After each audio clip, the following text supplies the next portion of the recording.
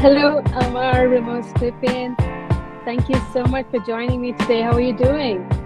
I'm doing well. Thank you so much for having me. It was a pleasure to be here today. Oh, great, great. I'm so eager to learn about your journey as a flower maker, and you're so artistic. So please give us a little introduction about yourself. Well, as you stated before, my name is Ramos Pipim. I'm a Ghanaian-American paper flower artist. That was not my original choice of career path, but it just so happened to find me. I'm a mom of two little girls. I have a husband and a puppy as well. Paper flowers found me when my daughter turned two. We were celebrating her second birthday, and I had budgeted for everything except for decor and realized at the last minute that I didn't have decor. And I ran to Pinterest because, that's the wealth of information when it comes to parties, to decor. And I found paper flowers, which I had never seen before, and then the price point was not within my budget. And my husband's like, nope, we can't do anything more than that. So I was very disappointed. And I spoke with my sister, and she encouraged me. She's like, you can figure this out. I had moved from the East Coast to the West Coast. So there were a lot of transitional changes that happened during that period. So I was really struggling off and on with depression, postpartum depression, and then just depression from readjusting to life and being away from my family as well. Being a new mom, being a new wife, it was a really big adjustment for me. Being a mom was my pride and my passion. It was the most beautiful experience that I had. But with that, you still face challenges, right? So again, get back to where I was. My sister reminded me that I was creative. She's like, you can probably figure out how to do this yourself. You're the creative one of all of us kids. And I had forgotten that I had a spark of creativity in me. That was something that was there. I realized I had forgotten who I was, what I was capable of, because you get into the mode of just caring for others, right? You care for your husband, you care for your child. And sometimes as a woman, you forget to care for yourself. So in that process, I lost who I was and then also reminding me to take care of myself as well. So I fall headfirst into discovering paper flowers, look at a couple of flowers, I start creating templates, and I created a backdrop for my daughter's birthday. And that's how I started. So after I had my second daughter and I had settled in, I was thinking, when should I do it? Kind of backpedaling. And I ended up going Mm. home to visit back east. My sister took me to the store. She was like, let's go to the store today. I'm purchasing paper. I need you to make a gorgeous arrangement for my foyer and the entryway. She's high ceilings. So I created a massive installation that spanned probably more than 15 feet from one side of the wall to the other side of the wall. I was on a ladder, which I had never been before. It was all absolutely new, but I created um, a gorgeous, beautiful arrangement that I had, created at the time. Yeah, yeah, yeah. That's really, really nice. So your sister has been a very good support for you. Absolutely. My sister has been my backbone. My husband's also been an amazing support for me. But my sister was the initial spark that Came up started. with oh, cool. Absolutely. Awesome. So when did you actually think, when did you actually thought that you should convert this to a business? It took a couple of years. It took a couple of years of practice. It took a couple of years of growth. And I think after, I want to say, let's say, about 4 or 5 years of doing it just as a hobby for friends and family in 2019, I Hmm. decided to take it to the next level and transition it into a business. Oh, great. So you say 2019, and obviously the very next thought is going to be the pandemic. So Absolutely. how did you handle that? I had already started before the pandemic hit. Hmm. And I had the funny thing is that I had actually weddings and events that were already scheduled. And then the pandemic hit. So it was going to be like the debut of coming out with larger arrangements, the debut of coming out with centerpieces. And then the pandemic hit and everything was like shut down, canceled. And so that was quite a difficult transition. So, but it gave me a lot of time to also pivot artistically as well. At that time, I started to focus more so on hyper realistic flowers. So, creating flowers that mimicked the natural element of flowers. figuring out the colors, figuring out the shapes, and also included dry florals as well, as a means. My company focuses on sustainable alternatives to traditional flowers. So it was a great time. It was rough, but it was a great time for me to figure out the avenue and the specialty that I wanted to do within my business. So how is it to actually, start from scratch? Because you said you had started as a hobby and you were catering to your family and friends. Then the pandemic hit, there was a little pause. So if I could say that you started off after the pandemic, to full-fledged business, how was it to start off? It was rough. It was a slow start, but I think during the pandemic, I did a lot of research. I had plans for the next quarter of what I wanted to do. One of the things that I did was schedule for a photo shoot to come up with better imagery of the quality of flowers that I was producing, and then also establishing a website, building out the website and making sure all of the information, the data for purchase was available. All of those things had not been in existence for me. Like I said, it was more of a hobby. So people just contacted me through Instagram, and Mm-hmm. which worked perfectly for me, because I'm a one woman show. Everything you see is all me. In the background. Sometimes I try to get my husband to help with it, but majority of it falls on me. So it was kind of a slow, progressive transition for me.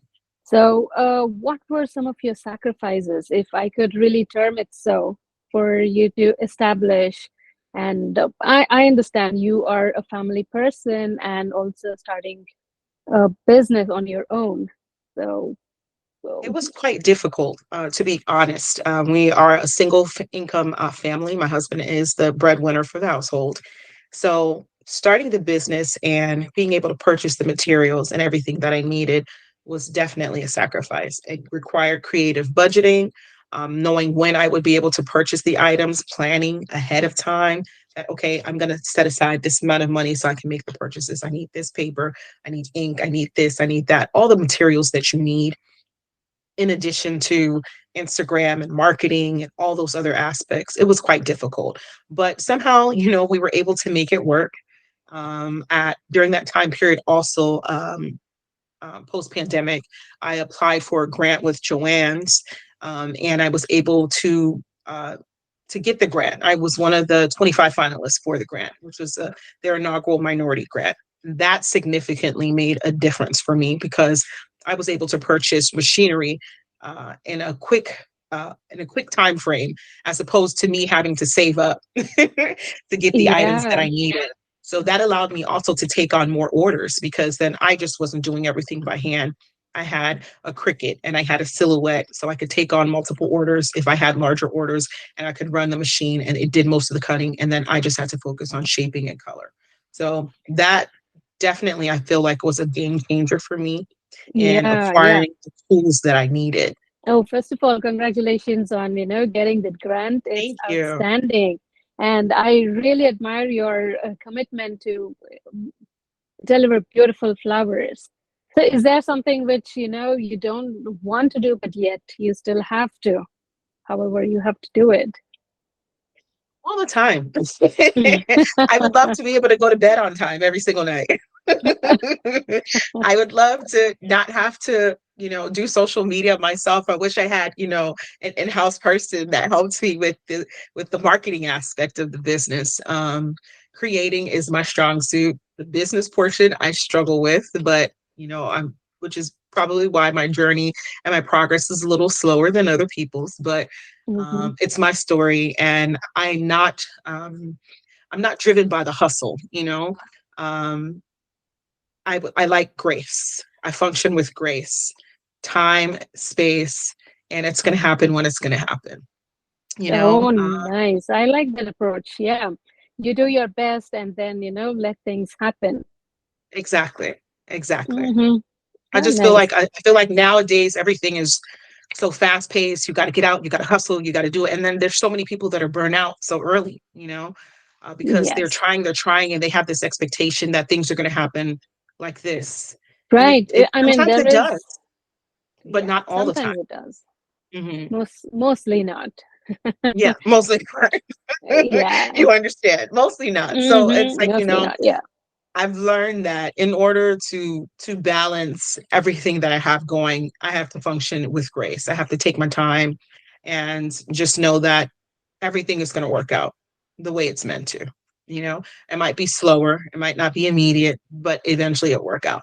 And I feel like that's been kind of the testimony of my business as well. I've been able to make connections with larger corporations and celebrities and events that I never expected, being such a small, Yeah. small Yeah. business, Please share your, those beautiful coincidences or some events that you definitely did not expect and something really happened. For sure, for sure. I've had different artists who've reposted my work online, and it's always been like a small surprise and a small little validation for me. Because when you're starting a small business and working as an entrepreneur, there's a lot of imposter syndrome that comes with it. There's a lot of self doubt. And so sometimes when you're in the interim of working and waiting for the thing that you want to happen, you kind of second guess, am I doing the right thing? Is this what I need to do? Am I doing it well? Are people receiving it well? So I feel like it's beautiful when you get a surprise that a certain celebrity has reposted your work on their page, or someone has contacted you and said, "I have an event.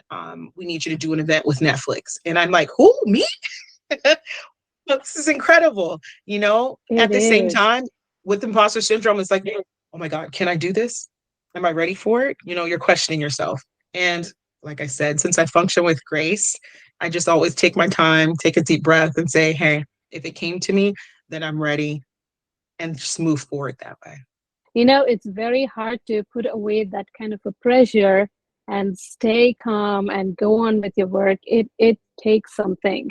It definitely It does. does. I feel like I've faced a lot of mistakes, and I've messed up, and I've had failures in the process, and it teaches you what Mm-hmm. works for you, right? Right? It's a Yeah. learning. You're learning on a curve, so you're learning as you're going. Right. And some mistakes are costlier than the others, but Yes, definitely mistakes makes a person much better. that's it. That's it. You have to do your best and Hmm. know that God will do the rest. It'll happen the way it's meant to happen, and all you can do is put your best foot forward, show up, put your best face forward and show up and do your best every single time. So that's what I say we, because I'm speaking it into existence when I have a team. I do have a Yes. team for larger events. I pull friends that come in and help me. So I say we. So you are a mom and also an entrepreneur. How do you tackle both ends? Actually, both are, I mean, I can definitely assure that both are demanding, both needs Mhm. you completely. So how do you tackle that? I don't always tackle it well. I can give you honestly, I have failed many times. I remember in the beginning, my youngest daughter had just started school, and she was still transitioning from sleeping in my room to sleeping in her own room. And I remember several times she would wake up in the middle of the night and she'll say, "You're still working, Mom? You still haven't gone to sleep? Mom, you need to go to sleep." In that way, I realized that, my time that I think is my own is really not my own. It's still my first priority is still my kids. So I've had to learn to balance and learn when to say yes and when to say no to orders. If I have my children have things going on, my daughter was struggling with math. We had to take time to tutor her to help her to get her back on track. So I have to factor all those things in, making sure that I allot the time for them and also playtime, learning to schedule that in as well. Even when I'm in the middle of a project that has a time constraint. All right, I got 20 minutes. Let me go play with them. Let me remind them that, I'm still here for them. I love them. And, they can call me out and say, Mom, okay, I need you to stop. I need you right now. Just making sure I'm available for the kids too. One of the things that I really appreciate in this journey is that they've got to see me struggle. They've got to see where I started. They've gotten to see where I've gone, the invitations that I've had, and the things that I've done, which is encouraging for them to know that you can start small, you can struggle through, you can fail, but as long as you don't give up and you continue to persevere, you'll get to where you want to be. Yeah. Yeah. So when I'm free, I have to make sure that I, make up for the times that I'm not available, when I'm Mm, working on a project or I'm out of the house. I have to make sure that those times count. I don't want them to ever think that mom was always so busy, she didn't have mm, time for us. I never want that to be a part of their memory. I want them to know that I sat down and I played with them. And they sometimes they even request to help me when I'm working on projects. So getting to teach them certain aspects of what I'm doing and getting them involved, it helps them feel like they're included as well. And they feel a part of the business. When I started doing in-person pop-ups, my daughters would love to come to every pop-up. And they'll tell people, you have to get my mom's flowers. They are the prettiest flowers. how sweet. See, you have your marketing agents right around you. Most definitely. How sweet. So, if you were to start your business today, how would you start it? Would you do anything differently? Absolutely. I think if I started over, I would definitely be more conscientious of seeking crowdfunding or outside funding, grant funding would be the first step that I would do even before I started, would be to get Mm, funding so that I could move easier. It's an easier transition when you have capital available to you. correct. Yeah. You know, it Time is one deciding thing, your talent is another. But for those two to come into picture or come into action, you need the money factor. you need capital. So I feel like a lot of times a lot of the slow growth that I had has to do with not having the capital and the funding when I need it, when I'm trying to create something, if I need to have a photo shoot, all these things require having, liquid assets available, So, and just like purchasing equipment, there's certain things that I wanted to do earlier on that I couldn't. So I'm always so thankful and so grateful for the Joanne's grant because honestly, it really helped me get the things that I really needed to learn. One of the things I really appreciated was I was able to purchase a silhouette machine. And I feel like that was a game changer for me because with that software, I was able to create my own templates, which I had never done before. I had previously purchased templates from other people, which worked beautifully because that was my learning process, right? But I got to the point where I wanted to create things that I hadn't seen or create flowers in a way that I wanted to see them. And being able to get that software and that machinery completely changed how I Yeah. created. So if I had to do it all over again, definitely funding ahead of the game would be the primary focus. Mm, And getting help, asking for help. That was another thing. In the beginning, I would rack my head and break my head trying to figure out how to do all these things by myself. Um, and it was only later on that I was able to get connected with places like the SBDC that provide entrepreneurs with counseling and mentorship, helping them to establish their businesses and giving them step by step advice in what they need to do to advance to the next level. nice. That's very interesting. Very nice. So, looking back at your own journey, is there any back then you thought it was a wrong move or a bad decision, but today it turns out to be the best thing you ever did? I don't know if it's the best thing that I ever did, Hmm. but there are opportunities where when you're starting, and again, and funding is an issue, where you think you need to take on every opportunity that comes your way, you know? And sometimes you're devaluing yourself when you're accepting certain opportunities that come. They're not recognizing the value. So you think, well, I have to lower my price or I have to get to this price before they're going to accept it. If I don't do that, it's not going to be accepted. But it's not really benefiting you as a business. I think that sometimes in retrospect, there's been instances where I question, should I have taken that on? After reflecting years later, I'm always proud of myself that I said no. Because I think when you devalue yourself, it's very hard to get back to where you want to be. Brilliant, brilliant. Yeah, it is really hard to say no to, Mhm. especially when you're starting off. Yes. Everything matters and everything you want to make it happen. So Definitely saying no to certain things is very hard, and I'm so glad that you did it.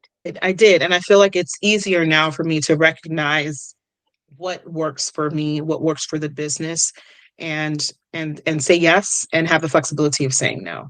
No was always so difficult. And do we have the pleasure of seeing any of your artistry today? I see Absolutely. something behind you that's beautiful as a backdrop. Yes. These Yeah, is there? are these are peonies. I work with different mediums of paper. I didn't really talk about what I use to create flowers, but I work with different mediums of paper. When I started working with cardstock, and I'll show you. Wow, So these are cardstock roses. that's beautiful. Are they not real? No, these are not real. These are all Oh, paper. lovely. Oh, wow, These are all wow. paper. So when I started, cardstock was the medium that I worked with. And recently I've been incorporating crepe paper flowers as well. Yeah. Hmm. Oh, So so these are some beautiful. poppies. Uh, How do you recreate, no, those flowers which look so real? I my inspiration comes directly from nature. Hmm. So typically either I'm purchasing the flower and deconstructing it, seeing how every part is made, identifying the pieces of the flower, and then the shape, color, the feel of the flower, the way the petals fall. And then I learn from the flower itself and then try to reconstruct it.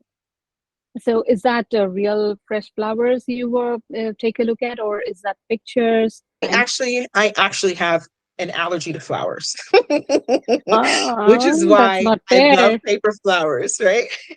I'm allergic. I have environmental allergy, so pollen literally kills me. So paper flowers was just a beautiful way of being able to keep them without the struggle of having to take my Claritin or my Allegra, to have flowers in the house. Now I get to have flowers all the time without having to take Without, yeah. them. Yeah. So you created beautiful flowers for yourself, which I doesn't did. give you allergies. It doesn't, absolutely. In the beginning, when I started doing this for friends and family, like it was therapy for me. Creating flowers was definitely therapeutic. Like I had mentioned before, I struggled with some depression, and just sitting down and having the time to sit, to draw, to cut, to color, and then create something beautiful from nothing. And it's just a simple sheet of paper, and then you get to create something beautiful. And seeing how much joy it brought me and then sharing that with other people really, really helped me blossom, and come out of the place where I felt like I was stuck. And I'm so thankful that, Paper Flowers found me. It's been a beautiful experience. Even if I didn't sell another one and I was just making flowers for myself, I would completely continue doing it. No, that's really outstanding efforts, actually. It's very easy to get demotivated because no one's liking my flowers or the work I do. Why should I even bother doing it? So you did not stop and you continued. That has paid you Definitely. off brilliantly. For sure. Our tagline is rooted in love and blooming with joy. I Mm, started this because I wanted to do something beautiful for my daughter and then found joy in the process. And then that joy continued because the creations brought joy to everyone else. So it's been a really beautiful experience. It's been, it's not been easy. It's been difficult. You struggle in the process of finding your place. Social media is another difficulty that you face, and learning to deal with it and finding what works for you, not comparing yourself to other people. mm, yes. But Yes, when please it all elaborate on the social media aspect of uh, the part of your journey and how it contributed or how it enhanced your business. for me, like social media was, I've had a positive experience, but in the beginning, it was rather rocky. When you're trying to find your space, to find your people in a sea where there's so many other artists and everybody does beautiful work, it can feel daunting sometimes, right? Because Mm. you think that you're supposed to have this explosion of growth. This picture is going to be the one that's going to go viral. It's going to, you know, I'm going to find all my people just the way someone else did. And you're looking at your growth rate and you're looking at someone else's growth rate and you're thinking, hmm, maybe I'm not good Right, enough. Maybe I'm not doing well, but that's just not the case. right, Everybody's transition and trajectory is different. So when I learned to stop paying attention to someone else's work or what they're doing or how they're doing what they're doing and just focus on what I wanted to do and the work I wanted to produce and what I wanted to share, then all of the stress of meeting numbers and hitting the number of followers that you think you're supposed to hit, none of those things affected me anymore. It is at my own choice what I choose to share and how I choose to share it. So there's no more stress. I decided to let go again, like I said, of the hustle mentality of, oh, I got to post at this time. Oh, I have to run and do this. Oh, I've got to do this. Or I got to do this, and becoming a right. slave to trying to keep up with that. And in the process, I made so many amazing connections on social media just from sharing the simplicity of what I did. And it resonated with people, and the people who were meant to found me. So it's to each his own, right? Other people operate in a completely different way. But for me, as a mom whose first priority is her kids and not being able to dedicate all of my time to social media, this is what works for me. So nice. That's really courageous and meaningful to, stay focused on yourself and do your best. Mhm. So that definitely gives you the results you are looking for. Then Mhm. compare yourself and get deviated and get distracted, Yes, get overwhelmed and stop yourself from doing the great work I'm you're, doing it. yeah, yeah. Yeah, because definitely when you're looking at what other people are doing or what's happening for other people, it can become very discouraging Mm, because you're expecting to have the same experience, but everyone's experience is different. it's There are so different. Yeah, many avenues and so many paths that we can travel to get to the same destination. So I'm thankful for the times that I started rough and I learned that, hey, this is not what works for me. And doing mm, doing what works for me that helps me to maintain my sanity, not get burnt out because I went through that. I feel like at some point I went through burnout of feeling that, what I was doing wasn't good enough or what I was creating wasn't good enough because I didn't have the social media blow up, that everyone wants to achieve. yeah, But yeah. it's been beautiful. The process has been beautiful. I've learned, like I said, mistakes making mistakes is what teaches you. Lovely. The best part is you did not give up on yourself. Absolutely not. You went Absolutely not. through. So, I have two little girls that are watching me, so giving up was never an option. how nice. Yes, I mean that's the underlying word there. No giving up. So, is there anything you would like to share with our audiences, which people do not know about you? One thing people don't know about me, in in a past life, I would say I used to sing in a band. I grew up with a friend of mine whose father was a pastor, and they had mission work that they supported in other countries. So I would go with them and travel, and we would sing. And we created a CD, and the proceeds from the CD helped support the missions that they had in different places in the world. I've been Yeah. fortunate to have a rich cultural upbringing with my family being from West Africa, and I grew up with people from all over the world. So it's been a beautiful experience learning from other people's cultures. That's how I ended up learning Spanish. I was actually singing in Spanish before I could understand Spanish. Mm. Oh, there. Nice, nice. So, Ama, we have the smart five questions for you here, and you could give me a one word or a sentence long answer. Okay, let's go. All right. So, what is the strength of your company now? The strength of my company, I think, would be the sustainability portion of my company, being able to provide sustainable alternatives to traditional flowers. People being able to experience the beauty of receiving a gift that's going to last them for years and years and years to come, and its uniqueness. What is it you're still working on as an entrepreneur? As an entrepreneur, I'm still working on trying to learn how to scale my business. When you're creating a handmade, unique artistic item, I find it very difficult to find the avenue in which I can figure out how to scale. So I think that will be the hardest. What would you be if you were not what you are today?